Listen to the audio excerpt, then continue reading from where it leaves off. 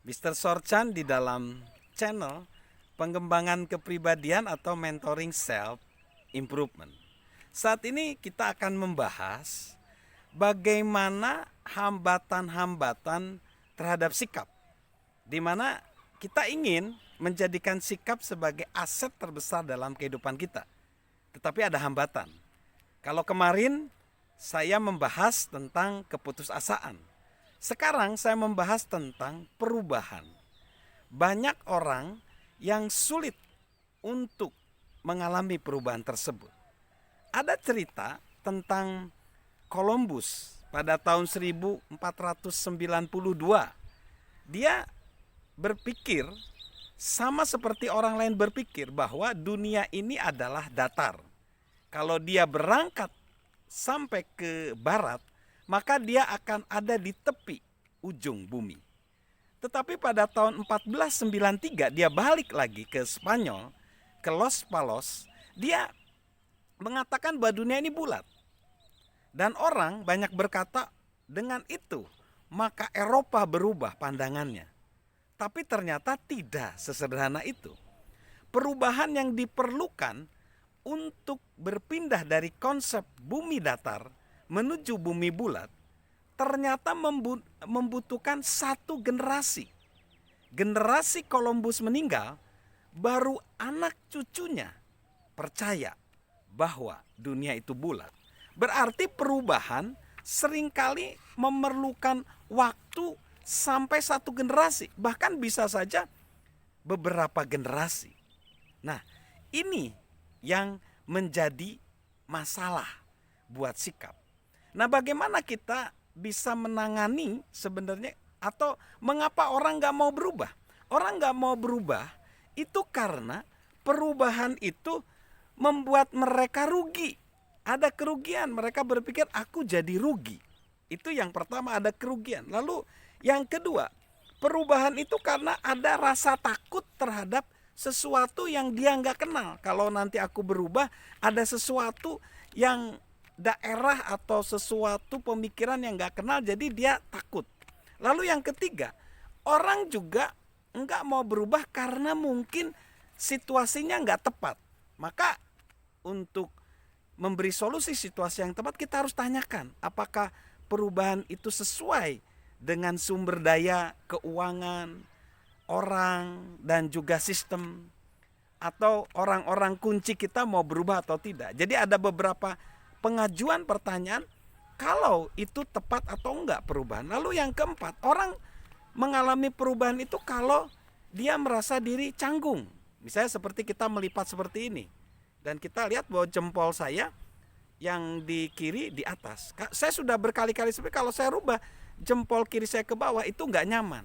Jadi canggung. Memang perubahan itu kita akan keluar dari zona nyaman kita. Jadi makanya orang nggak mau berubah itu karena canggung. Lalu yang kelima, karena tradisi. Nah, karena ada tradisi. Tradisinya sudah seperti ini. Makanya ada ungkapan, kalau orang mengganti lampu, orang tradisi akan membutuhkan 4 orang. Yang satu, dia mengganti lampu lama dengan lampu baru. Yang 3 orang mengagumi lampu yang lama. Jadi seperti itu gambarannya. Nah, oleh karena tadi orang sulit ya untuk mengalami perubahan secara natur, kita kan nggak mau berubah, maka cara menangani perubahan itu seperti itu. Seperti apa? Yang pertama, perubahan itu akan terjadi entah kita menyukai atau nggak menyukai. Nah ini, jadi perubahan itu terjadi walaupun kita suka ataupun nggak suka. Itu faktanya. Lalu yang kedua, tanpa perubahan nggak ada perbaikan. Jadi kalau kita ingin ada perbaikan ya harus ada perubahan. Jadi itu ya.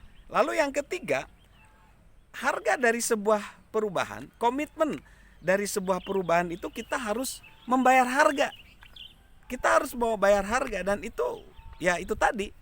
Orang kan berpikir kalau orang optimis, oh nanti kalau perubahan itu ada untungnya buat kamu, ada baiknya. Enggak juga.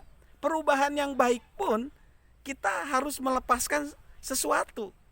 Ya kan, tetap ada kerugian karena ada ketidaknyamanan di dalam perubahan itu. Lalu yang keempat, perubahan itu harus terjadi di dalam diri kita sendiri, baru setelah itu lingkungan kita.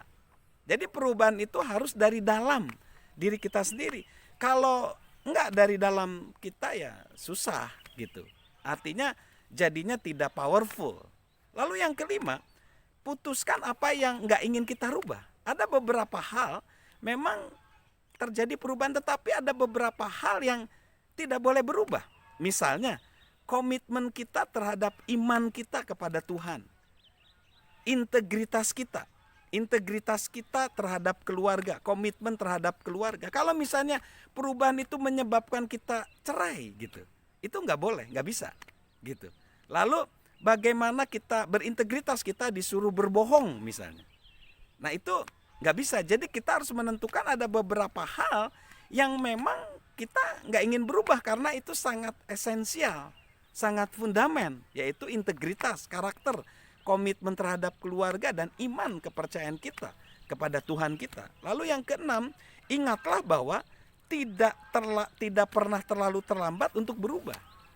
Jadi walaupun usia kita 50-an, 40-an, 60-an, sebenarnya itu tidak ada kata terlambat untuk berubah. Saya coba bacakan satu ungkapan yang menjadi quote of the day pada hari ini adalah, walaupun engkau tidak dapat kembali dan membuat suatu permulaan baru, sobat, siapapun dapat memulainya dari sekarang dan membuat akhir yang baru. Jadi kapanpun kita mau berubah, saat yang terbaik sekarang, dan semoga dan penuh dengan harapan akhirnya baru. Salam perubahan, salam mentoring, dan salam sukses luar biasa dari saya, Mr. Sorchan.